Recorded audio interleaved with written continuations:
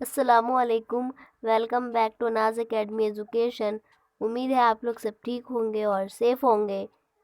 तो आज हम इस वीडियो में देखने वाले हैं हिस्ट्री का, जो सोशल स्टडीज़ हिस्ट्री है हमारा, उसका प्रैक्टिस सेशन देख रहे हैं हम लोग। एमसीक्यू टाइप क्वेश्चन है ना। तो इससे पहले ऑलरेडी साइंस इसके हिस्ट्री के पहले चैप्टर पे वीडियो बन चुका है। ज्योग्राफी का भी 2 चैप्टर का ऑलरेडी बन चुका है और इंग्लिश का भी हम बता चुके हैं। तो अगर आपने वो वीडियोस नहीं देखी है तो लिंक डिस्क्रिप्शन बॉक्स में मौजूद है, आप लोग वहाँ से जाओ और देख लो, क्योंकि सीईटी से रिलेटेड बहुत इंपॉर्टेंट है ना।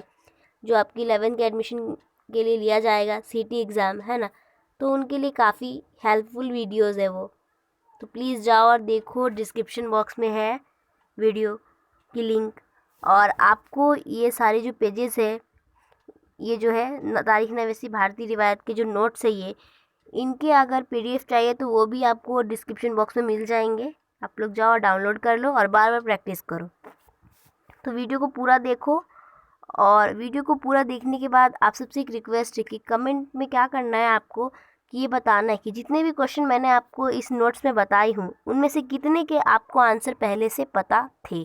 ठीक है, जब आप पढ़े होंगे तभी। ठीक है, तो आपको बस इतना काम करना और बताना है। तो चलिए हम स्टार्ट कर लेते हैं हिस्ट्री सोशल स्टडीज़ जो हमारा है। तो ये चैप्टर 2 है हमारा हिस्ट्री का, है ना। और ये आज हमारा डे 4 है ना। डे 4 है। डे 4 में हम हिस्ट्री देख रहे हैं और ये हिस्ट्री का चैप्टर नंबर 2 है और इसका नाम है तारीख नवेसी भारतीय रिवायात। चलिए स्टार्ट कर लेते वीडियो को। इस चैप्टर का सबसे पहला क्वेश्चन है, भारतीय मुहकमा आसार कदीमा के पहले डायरेक्टर डैश थे। Option A Alexander Cunningham, option B William Jones, option C John Marshall, option D Friedrich Max Muller. कौन थे ये? कोई बात नहीं, मैं बता देती हूँ आंसर। पहले क्वेश्चन का राइट ऑप्शन है ऑप्शन नंबर ए, अलेक्जेंडर कंगम, है ना। और आपको एक और बात बता दूँ कि सीट एग्ज़ाम में बिल्कुल ओएमआर शीट आएगा आपका, यानी कि जो स्कॉलरशिप जो बच्चे दे चुके हैं 8th क्लास में उनको पता होगा किस तरह है। जिनको नहीं मालूम उनको बता देती हूँ कि ओएमआर शीट में इस तरह है कि आपको क्वेश्चन दिया रहेगा और आंसर में ऑप्शन में टिक लगाना रहता है, नहीं तो फिर उसको डार्क करना रहता है पेन से या पेन। ठीक है, तो आपको इसी तरह क्वेश्चन मतलब दिए रहेंगे एक, और उसके 4 ऑप्शन दिए रहेंगे। जो राइट आंसर रहेगा उस पर आपको टिक लगाना रहेगा, नहीं तो आपको डार्क करना रहेगा। ये टिक लगाने वाली बात या डार्क करने वाली बात ना आपको बताएंगे क्या करना रहेगा वहाँ पे। एक ही करना रहेगा, मतलब दोनों में से कोई, टिक या तो फिर डार्क, है ना। और ऑप्शन में ए भी लिख के आ सकता है, option A B C D ये भी लिख के आ सकता है, या तो फिर 1 2 3 4 इस तरह भी आ सकती है, या तो फिर अलीफ बे जिम ये भी आ सकता है। आप उर्दू मीडियम से हो तो अलीफ बे जिम भी आ सकता है। ठीक है, उसके बाद दूसरा क्वेश्चन है आपका, डैश ने संस्कृत किताब हित उपदेश का जर्मन ज़बान में तर्जुमा किया। Option A James Mill, option B Frederick Max Muller, option 3 Mount Stuart Elphinstone, option 4 John Marshall. यानी किसने संस्कृत किताब जो हित उपदेश थी उनका है ना जर्मन ज़बान में तर्जमा किया था, किसने किया था? तो ये जो ऑप्शन नंबर 2 है आपका, फ्रेडरिक मैक्स म्यूलर ने संस्कृत किताब जो थी हित उपदेश उनका जर्मन ज़बान में तर्जमा किया था, इसको ट्रांसलेट किया था उन्होंने। ठीक है, और क्या है इनकी एक और मतलब बहुत अच्छी बात ये है कि इनको है ना संस्कृत किताब से, संस्कृत ज़बान से बहुत लगाव था, फ्रेडरिक मैक्स म्यूलर को। ठीक है, जब अगर आप ये चैप्टर पढ़े होंगे तो आपको ये बात पता होगी इनकी। क्वेश्चन नंबर 3 है, रियासतकार के नाम से डैश को जाना जाता है। ऑप्शन ए है दामोदर कोसंबी, ऑप्शन बी है गोविंद सखाराम सरदेसाई, ऑप्शन सी है वी के राजवाड़े, और ऑप्शन डी है ताराबाई शिंदे। तो किन को रियासतकार के नाम से जाना जाता था? कोई बात नहीं, अगर आपको ये बात पढ़नी है ना तो आप अपनी ना हिस्ट्री की टेक्स्ट बुक पेज नंबर 13 पे जाओ और देखो, आपको येलो बॉक्स नज़र आएगा, क्या आप जानते हैं लिखा है, वहाँ से एक क्वेश्चन लिया गया है, आप देखो उसमें मिल जाएगा आंसर क्या है। वैसे मैं बता दूँ इस क्वेश्चन का आंसर क्या है। क्वेश्चन नंबर 3 का जो आंसर है right option, option number B, Govind Sakharam Sardesai right है। इनको ही रियासतकार के नाम से जाना जाता था। चौथा क्वेश्चन है, कहन कश्मीरी की तारीख पर डैश किताब लिखी थी। ऑप्शन ए रास्तरंगिनी, ऑप्शन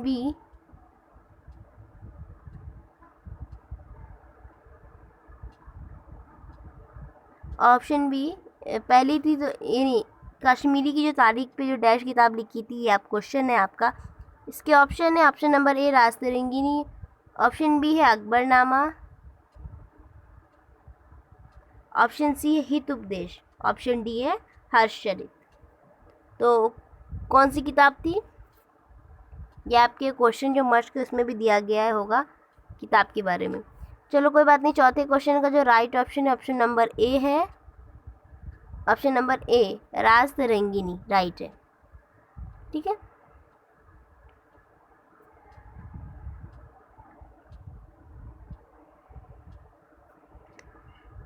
पांचवा क्वेश्चन है, महाराष्ट्र में कौम परस्ताना तारीख नवसी की तहरीक डैश से मिली। Option A Vinayak Damodar, option B Ramakrishna Gopal Bhandarkar, option C Vishnu Shastri Chiplunkar, option D justice Mahadev Govind Ranade. यानी महाराष्ट्र में जो कौम परस्ताना तारीख नवसी की तहरीक किससे मिली थी? तो आपके पांचवें क्वेश्चन का ऑप्शन नंबर सी जो है वो राइट है, यानी कि विष्णु शास्त्री चिपलोंकर से। उसके बाद छठा क्वेश्चन है, बाण भट्ट नामी शायर की लिखी हर्षचरित्र नज़म डैश है। A Hindi, option B German, option C Sanskrit, option D अरबी।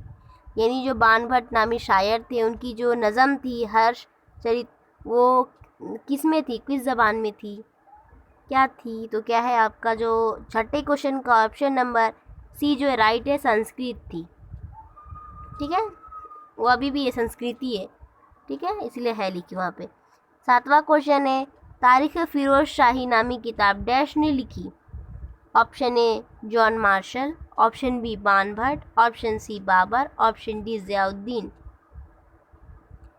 तो आपके सातवें क्वेश्चन का ऑप्शन नंबर डी राइट है, ज़ियाउद्दीन ने लिखी थी तारीख फिरोज शाही नामी किताब। उसके बाद आठवां क्वेश्चन है, मुग़ल हुकूमत का बानी डैश है। Option A Aurangzeb, option B Babur, option C Akbar, option D Bahadur Shah Zafar. यानी मुग़ल हुकूमत का बानी कौन था?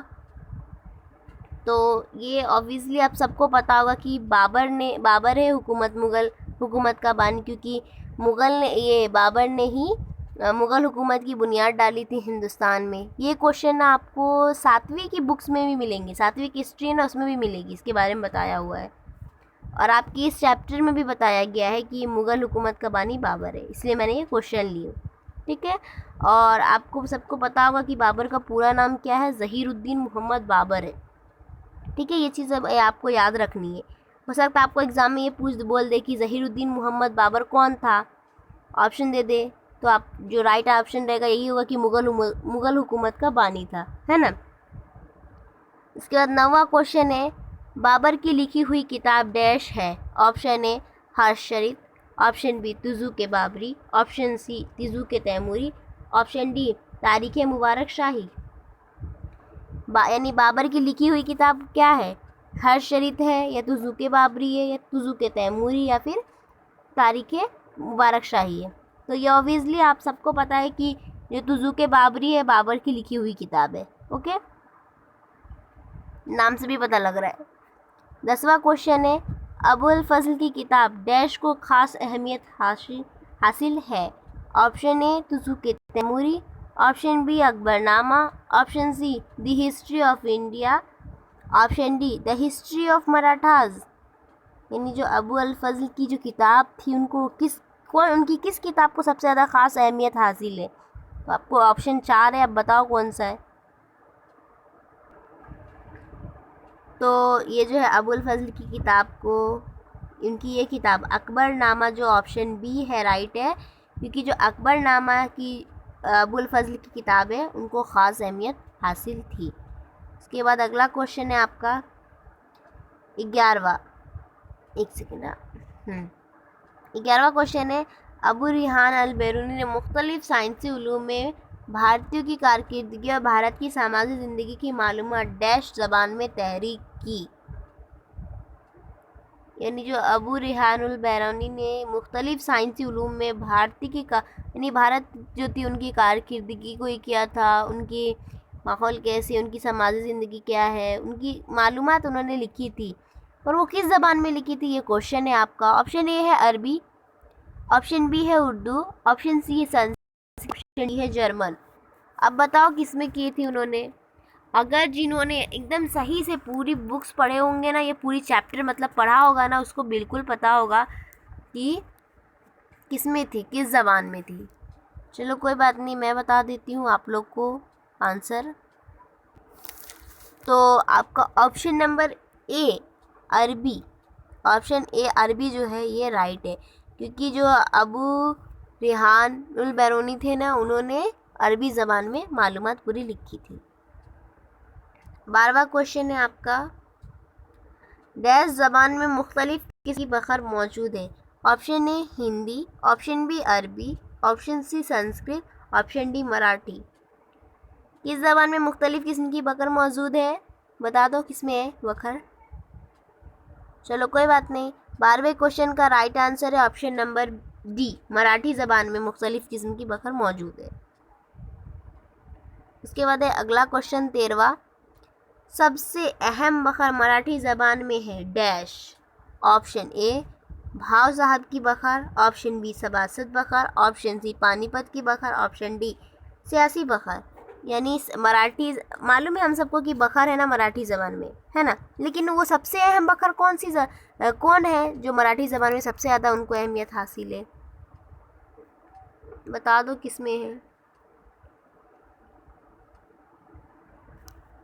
चलो कोई बात नहीं, हाँ मैं बता देती हूँ। आपका ऑप्शन नंबर बी जो है सबासत बकर, ये राइट है, ऑप्शन बी राइट है। ओके, चलिए देखते हैं अगला क्वेश्चन 14, क्वेश्चन नंबर 14, सबासत बकर डैश ने लिखा है। Option A Chhatrapati Rajaram Maharaj, option B Chhatrapati Shivaji Maharaj, option C John Marshall, option D Ziauddin. किसने लिखा था सबासत बकर, बता दो किसने लिखा था। कोई बात नहीं, मैं बताती हूँ। क्वेश्चन नंबर 14 का राइट आंसर है ऑप्शन नंबर बोलूँ, नहीं बोल देती, चलो ये ऑप्शन नंबर ये जो है ना पहला ही राइट है, ऑप्शन ए ही राइट है, छत्रपति राजा राम महाराज ने ही लिखा था सबासत बकर। ठीक है, इसके बाद अगला क्वेश्चन है आपका 15वां क्वेश्चन है, भाव साहब की बखर में डैश की लड़ाई का तज़करा है।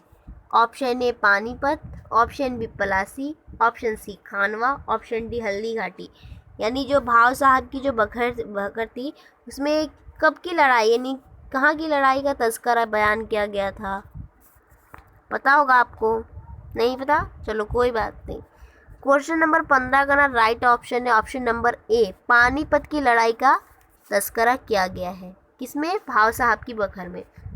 एक बात बोलूँ, इसमें एक और क्वेश्चन बन रहा है, क्वेश्चन नंबर क्या बन रहा है, देखो इसमें एक और क्वेश्चन आपको इस तरह दे सकता है वो कि पानीपत की लड़ाई का तज़करा डैश बखर में है, तो आपको ऑप्शन दे देगा और आपको आंसर क्या लगाना है कि भाव साहब की बखर में मौजूद है। ठीक है, ये आंसर होगा इसका। चलिए अगला क्वेश्चन देख लेते हैं। 16 क्वेश्चन है हमारा, जॉन मार्शल के ज़मानाई कारकिर्दी में डैश की दरियाफ्त हुई। Option A Ellora, option B Harappa तहज़ीब, option C Nataraja, option D Elephanta की गुफाएं। तो यानी जो जॉन मार्शल थी उनकी ज़माना कारकिर्दी में, जब वो उनका कारकिर्दगी चल रहा था तो उनमें किसकी दरियाफ्त हुई थी। आपको 4 ऑप्शन है, बताओ कौन सा है। चलो कोई बात नहीं, क्वेश्चन नंबर 16 का राइट ऑप्शन है ऑप्शन नंबर बी, हड़प्पा तहज़ीब की दरियाफ्त हुई थी। ठीक है, जॉन मार्शल के ज़माने में। या तो फिर आपको ये भी बोल सकता था कि हड़प्पा तहज़ीब की मैं बताती हूँ, हड़प्पा तहज़ीब की कारकिर्दगी हाँ, आपका ये भी क्वेश्चन बन सकता था इससे रिलेटेड कि हड़प्पा तहज़ीब की दरियाफ्त डैश की कारकिर्दगी में हुई। तो आपको ऑप्शन दे देंगे, 4 नाम दे देंगे, तो आपको जो राइट नाम रहेगा क्या रहेगा कि जॉन मार्शल, है ना, क्योंकि जॉन मार्शल की ही कारकिर्दगी में हड़प्पा तहज़ीब दरियाफ्त हुई है। चलिए अगला क्वेश्चन है 17वां क्वेश्चन है, the history of British India नामी किताब 1817 ईस्वी में कितने जिलों में शाये हुई? यानी the history of British India जो नामी किताब है वो कितने जिलों में शाये हुई? तो इसके ऑप्शन ए है 1, ऑप्शन बी है 2, ऑप्शन सी है 3, ऑप्शन डी है 5। कितने जिलों में शाये हुई पता है? नहीं पता, चलो कोई बात नहीं, बता देती हूँ मैं। The history of British India है ना, ये है ना 3 जिलों में शाये हुई। यानी आपका 17वें क्वेश्चन का ऑप्शन नंबर सी 3 राइट है। उसके बाद है अगला पेज। 18वां क्वेश्चन है the history of India dash ने लिखी? Option A James Mill, option B Mount Stuart Elphinstone, option C John Marshall, option D William Jones.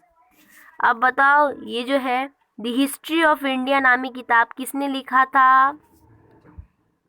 Option आपको दिया हुआ है, बताओ कौन है। देखो ऑप्शन नंबर बी जो है ना वो राइट है। 18वें क्वेश्चन का ऑप्शन नंबर बी राइट है। क्या नाम है?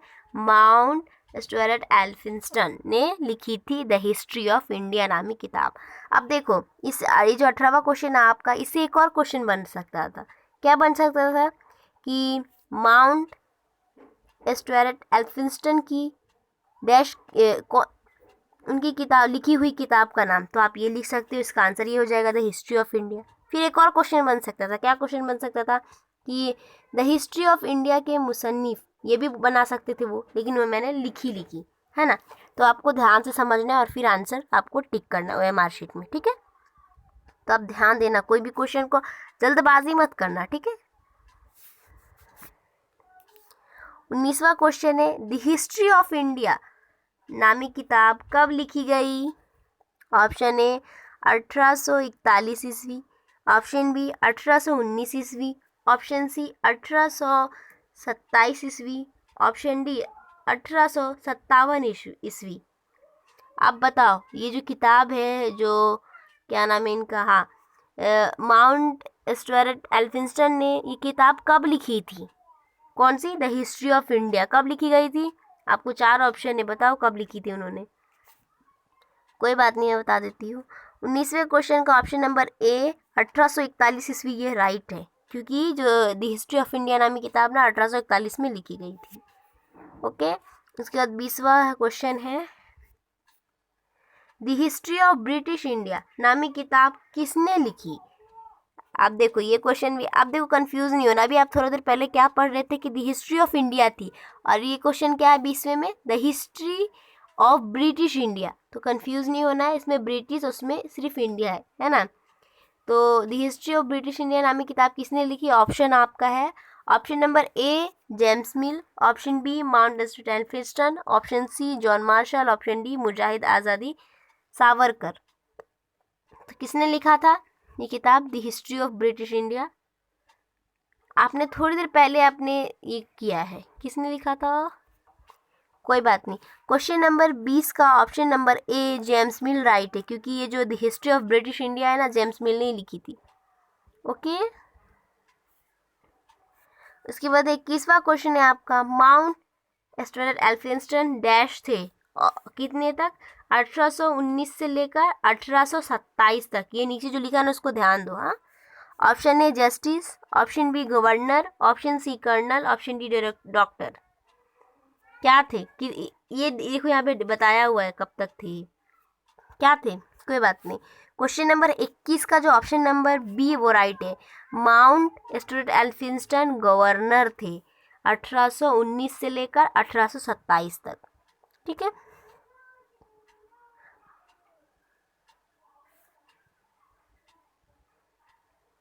उसके बाद 22वां क्वेश्चन है आपका मराठा हुकूमत की तारीख लिखने वाली अंग्रेजी अफसरों में डैश का नाम अहम है। ऑप्शन ए है Alexander Cunningham, option B James Mill, option C Friedrich Max Muller, option D William Jones. तो मराठा हुकूमत की तारीख लिखने वाले कौन से जो अफसर थे जो सबसे ज़्यादा उनको अहमियत हासिल है?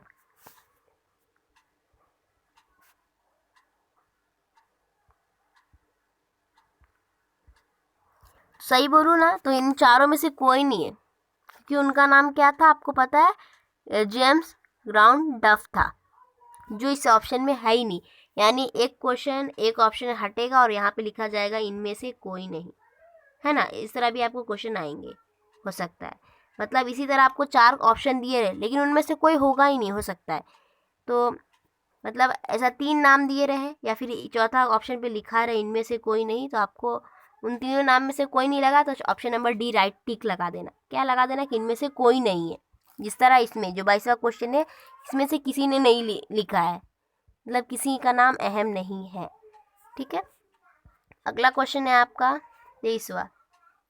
मैंने समझाने के लिए ही वो क्वेश्चन ली थी, ठीक है, आपको वो चीज़। 23वां क्वेश्चन है, राजस्थान की तारीख लिखने वाले अफसर का नाम क्या था? Option A James Mill, option B John Marshall, option C William Jones, option D Colonel Tod. यानी ये राजस्थान की जो तारीख लिखने वाले अफसर थे उनका क्या नाम था, वो आपको बोल रहा है। तो आपके 23वें क्वेश्चन का ऑप्शन नंबर डी राइट है, कर्नल टाड ने। अगला क्वेश्चन है आपका क्वेश्चन नंबर 24। भारत की दुर्लभ तारीख लिखी जिसमें डैश का गैर जानिबदाराना रवैया दिखाई देता है। Option A William Wilson Hunter, option B Frederick Max Muller, option C James Grant Duff, option D Colonel Tod. किनका गैर जानिबदाराना रवैया दिखाई देता है? तो इनका नाम है option number A William Wilson Hunter का। ठीक है, इन्होंने लिखी पर इनकी जो गैर जानिबदाराना रवैया इनका ही दिखाई देता है, जो ऑप्शन ए आपका राइट है। उसके बाद 25वां क्वेश्चन है, 1922 से लेकर 1937 ईस्वी के दरमियान शाये होने वाली किताब डैश है। Option A the Indian war of independence, option B the history of Marathas, option C Cambridge history of India, option D the history of British India. कौन सी किताब है जो 1922 से लेकर 1937 ईस्वी के दरमियान शाये हुई होने वाली किताब का नाम पूछ रहा है? बताओ कौन से। ऑप्शन दे दी मैंने आपको, अब आपको बताना आपका काम है। ठीक है, मैं बता दूं आपको क्या है। तो आपका ऑप्शन नंबर सी जो है ये राइट है। कैम्बर्ग हिस्ट्री ऑफ इंडिया जो किताब है यही 1922 से लेकर 1937 के दरमियान शाये हुई थी। ठीक है, और आपको ये जब पूरा क्वेश्चन हम पढ़ लेंगे ना तो मैं आपको एक बहुत अच्छी बात बताने वाली, तो प्लीज़ वीडियो को स्किप मत करना ये क्वेश्चन ख़त्म होते ही। इसके बाद है 26वां क्वेश्चन, एशियाटिक सोसाइटी की बुनियाद डैश ने डाली। Option A James Mill, option B Frederick Max Muller, option C William Jones, option D John Marshall. तो जो एशियाटिक सोसाइटी की बुनियाद किसने डाली थी? तो आपको ये बात ना 8वीं में भी क्वेश्चन किया गया है, 8वीं में शायद, हाँ 8वीं में किया गया है ये क्वेश्चन, और आपको इसमें भी है बताया हुआ, यानी आपके चैप्टर नंबर 2 में भी बोला गया है कि किसने इसकी बुनियाद डाली है। चलो मैं बता दूं क्या है। आपके 26वें क्वेश्चन का ऑप्शन नंबर जो सी है वेलम जॉन्स, इन्होंने ही एशियाटिक सोसाइटी की बुनियाद डाली थी। ठीक है, 27वां क्वेश्चन है, एशियाटिक सोसाइटी की बुनियाद कब डाली गई? ऑप्शन ए 1784 ईस्वी, ऑप्शन बी 1990 ईस्वी, ऑप्शन सी 1897 ईस्वी, ऑप्शन डी 1921 ईस्वी। अब बताओ कब डाली गई?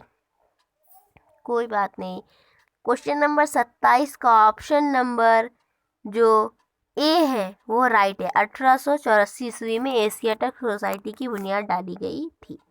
ओके, अब और क्वेश्चन है, हाँ क्वेश्चन नंबर 28 है, फ्रेडरिक मैक्स म्यूलर ने ऋग्वेद का डैश जबान में तर्जुमा किया था। Option A Sanskrit, option B अरबी, option C German, option D Marathi. आप बताओ तर्जुमा करने में एक्सपर्ट कौन थे? हम सबको पता है फ्रेडरिक मैक्स म्यूलर, जिन्होंने संस्कृत ज़बान को भी किया था, है ना, जर्मन ज़बान में उनको तफसीर किया था उन्होंने। तो उनकी ये किताब है ऋग्वेद का, मतलब उनकी किताब नहीं, मतलब किसी और की है ये, ऋग्वेद। पर उन्होंने किस ज़बान में इनका तर्जमा किया था, ये क्वेश्चन है मेरा। तो बता दो किसमें किया था।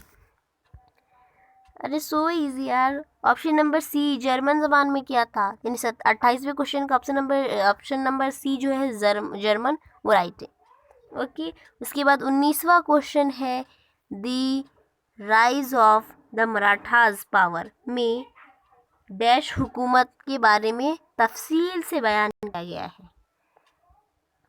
अब बताओ, the rise of Marathas power में, यानी ये जो किताब है, इसमें किस हुकूमत के बारे में तफसील से बयान किया गया है? अरे इसमें ही आंसर छुपा है, ध्यान से पढ़ो क्या है। The rise of Marathas. चलो ऑप्शन देख लेते पहले। ऑप्शन ए है अंग्रेज, option B Maratha, option C Mughal, option D इनमें से कोई नहीं। बताओ क्या है। अरे देखो इसका नाम पढ़ो क्या है, the rise of Marathas power. Obviously option B, Maratha की हुकूमत के बारे में बताया होगा, है ना, मराठा के नाम से ही समझ में आ रहा है। मराठा मतलब मराठा हुकूमत के बारे में ही तफसील से बयान किया गया है। उसके बाद 30वां क्वेश्चन है आपका, मराठी ज़बान में तहरीर करने वाले मौर्रिख की हैसियत से डैश मशहूर हैं। ऑप्शन ए मुजाहिद आज़ादी Savarkar, option B V K. Rajwade, option C doctor Baba Saheb Ambedkar, option D Mahatma Jyotirao Phule. अब बताओ कौन है जो फेमस है, किसकी तहरीर, मतलब मराठी ज़बान में तहरीर करने वाले मौर्रिख की हैसियत से कौन है? चलो मैं आंसर बता दूं। और क्वेश्चन नंबर 30 जो है आपका, उसका option number B V K. Rajwade right है। इनको ही मराठी ज़बान में तहरीर करने वाले मौर्य की हैसियत से बहुत मशहूर है। ठीक है, अगला क्वेश्चन है आपका 31वां, एशियाटिक सोसाइटी की बुनियाद कहाँ डाली गई? Option A New Delhi, option B Mumbai, option C Kolkata, option D Chennai. बताओ कहाँ डाली गई। सोचो सोचो सोचो। चलो कोई बात नहीं, मैं बता देती हूँ। क्वेश्चन नंबर 31 का ऑप्शन नंबर सी कोलकाता में डाली गई। ठीक है, यानी option number C Kolkata right है। एशियाटिक सोसाइटी की बुनियाद ना कोलकाता में डाली गई। इसकी बुनियाद किसने डाली? तो वेलम जोन्स ने डाली। ठीक है, और ये कब डाली गई? तो 1884 ईस्वी में। ये तीनों चीज़ याद रखना है, बहुत इंपॉर्टेंट है। पूछ सकता है, क्योंकि बहुत बार क्वेश्चन आया है शायद एग्जाम में भी। क्वेश्चन नंबर 32 है, वी.के. राजवाड़े ने पूना में डैश 1910 ईस्वी को भारत इतिहास संशोधन मंडल कायम किया। तो क्या किया, मतलब पुणे में कितने को? तो ऑप्शन ए देख लो, पहले ऑप्शन देखो क्या है। 7 जुलाई, ऑप्शन बी 1 जुलाई, ऑप्शन सी 10 अगस्त, ऑप्शन डी 26 जनवरी। कब किया उन्होंने? कोई बात नहीं, ऑप्शन ए जो है 7 जुलाई 1910 को ही उन्होंने भारत इतिहास संशोधक मंडल कायम किया था। किसने? वी.के. राजवाड़े ने। आपको ये भी क्वेश्चन इसमें बन सकता है, क्या बन सकता है कि भारत इतिहास संशोधक मंडल किसने कायम किया? तो आप क्या लिखोगे आंसर? वी.के. राजवाड़े, है ना। चलो अगला क्वेश्चन देखते हैं। क्वेश्चन नंबर 33 डैश की तहरीर करदा the Indian war of independence है। किसकी है बता दो। Option A Veer Savarkar, option B V K. Rajwade, option C doctor Baba Saheb Ambedkar, option D Damodar Kosambi. किसकी है ये the Indian war of independence? किसकी?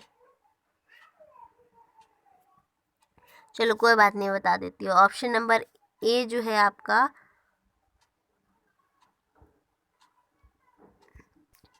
बताओ एक्चुअली ऑप्शन नंबर ए पे मैं लिखने वाली थी मुजाहिद आज़ादी सावरकर, उनकी ही ये तहरीर करदा है the Indian war of independence, but यहाँ पे वीर लिख दी। सॉरी, वेरी सॉरी यार, ये वीर सावरकर में ना थोड़ा सा कन्फ्यूज़न हो गया था। मैं लिखी वीर सावरकर लिखूँ किया। मुजाहिद आज़ादी सावरकर इनका नाम है ना, जो इसका राइट आंसर है। तो आप सावरकर रहने दो, यहाँ पे मुजाहिद लिख दो खाली, ठीक है, मुजाहिद सावरकर, ठीक है। तो ये ऑप्शन ए जो है आपका राइट होगा। ये वीर को कट करो, यहाँ पे मुजाहिद लिख लो, ठीक है, ओके। चलो उसके बाद अगला क्वेश्चन देख लेते हैं हम लोग। बाप रे कितना बड़ा है। क्वेश्चन नंबर 34, भारत में डैश तारीख नवैसी पर पूरा तरीके से पेश आने वाले मौलिकों में दामोदर, धर्मानंद कोसंबी, एक सेकेंड ना, हाँ अगले नाम से पढ़ती हूँ अब, हाँ धर्मान यहाँ से पढ़ती, दामोदर धर्मानंद कोसंबी, कामरेड श्री पादामृत डांगे, राम शरण शर्मा और कामरेड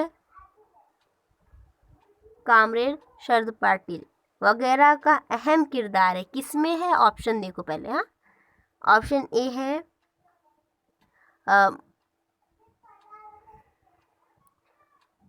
मार्क्सवादी, option B Nasai, option C मुहर्रमों की तारीख, ऑप्शन डी एनल्स नज़ाम।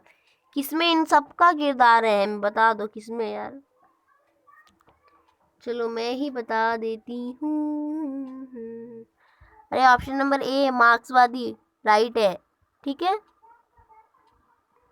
अगला क्वेश्चन है आपका 38। टेंशन मतलब खत्म ही होने वाला है, बहुत जल्द ख़त्म हो जाएगा सारे क्वेश्चन, फिर आप लोग आराम से सुनते रहना, परेशान नहीं होना। आप लोग सोच रहे कितने क्वेश्चन है, आते ही जा रहे हैं ना, परेशान हो रहे, कोई बात नहीं, अभी ख़त्म हो जाएगा। चलो देख लेते हैं 35वां क्वेश्चन क्या है। डैश किताब मार्क्सवादी तारीख नवैसी की मिसाल है।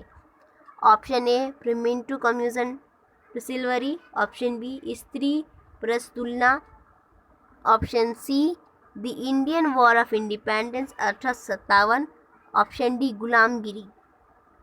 कौन सी किताब है जो मार्क्सवादी इसकी तारीख नवैसी की एक अहम मिसाल है, मतलब वो किताब बता दो यार कौन सी। अरे यार आपका ऑप्शन नंबर ए ही राइट है, ये प्रिमिंटू कम्युनिज्म टू सिल्वरी, ये राइट है। उसके बाद है 36वां क्वेश्चन, निचले तबकात के आम लोगों की सतह करनी चाहिए, इस ख्याल को डैश ने पेश किया। Option A Mahatma Jyotirao Phule, option B Damodar Kosambi, option C मुजाहिद आज़ादी सावरकर, ऑप्शन डी फलसफी एंटोनियो ग्राम। अब बताओ किसने सबसे पहले पेश किया होगा।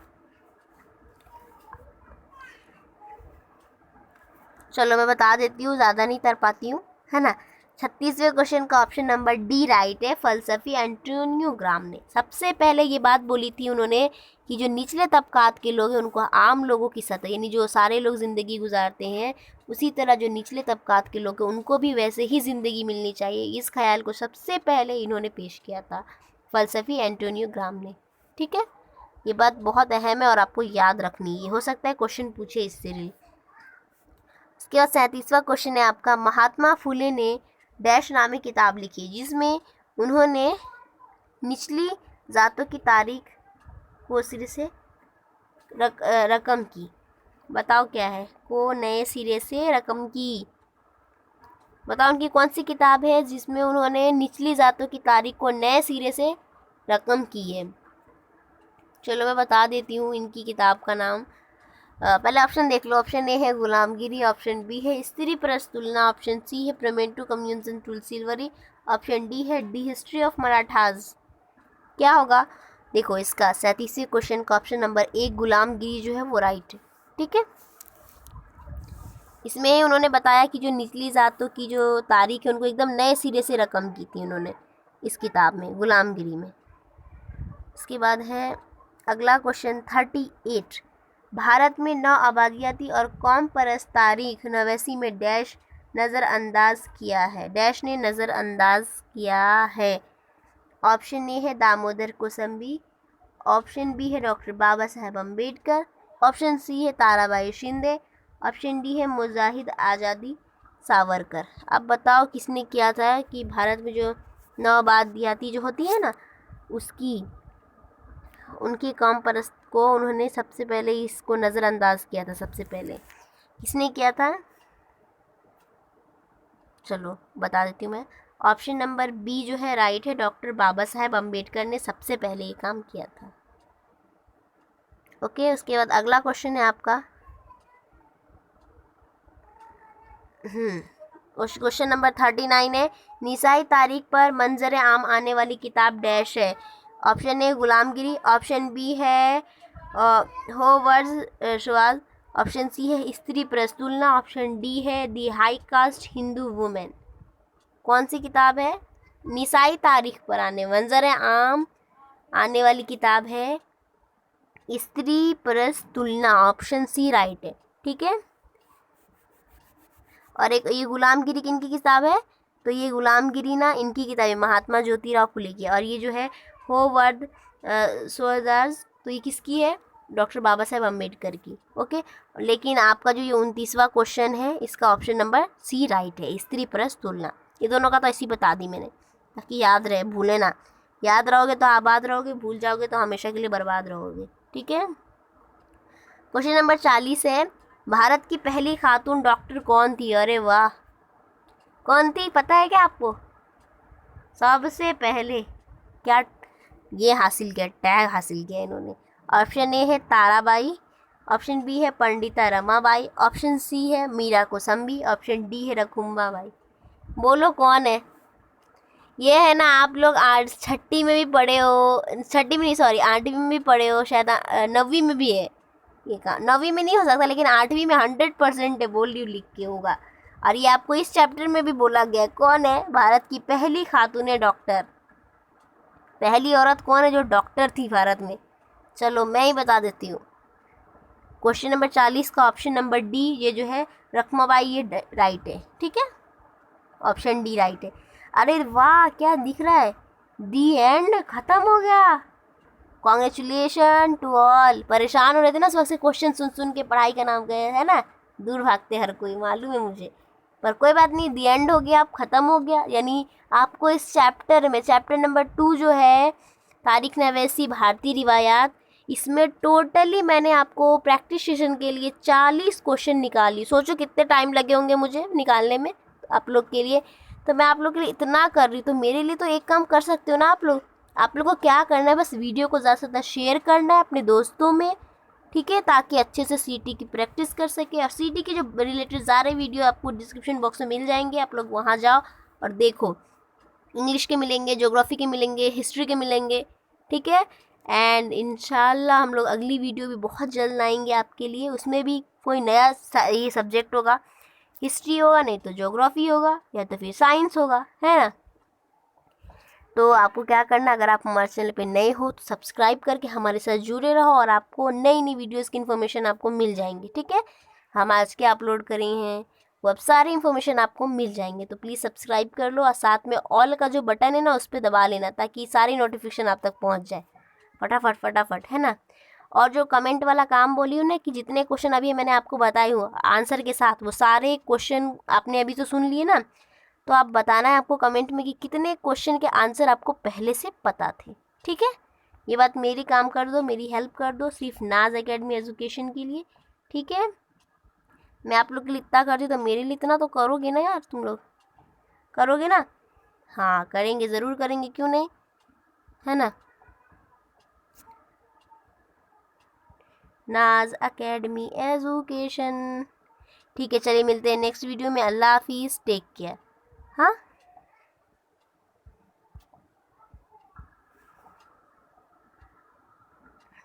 चलो अल्लाह हाफिज़, टेक केयर। आप लोग अपना ख्याल रखो, अपने माँ बाप का ख्याल रखो। और अभी एक और रिक्वेस्ट है, चलो याद आ गया, अभी अच्छा है बोल देती हूँ। ये रिक्वेस्ट ये है कि प्लीज़ फ़ोन का गलत इस्तेमाल नहीं करना कभी भी, हाँ। और अपने पेरेंट्स की बात ज़रूर सुनना। दुनिया की सबसे अजीम दौलत है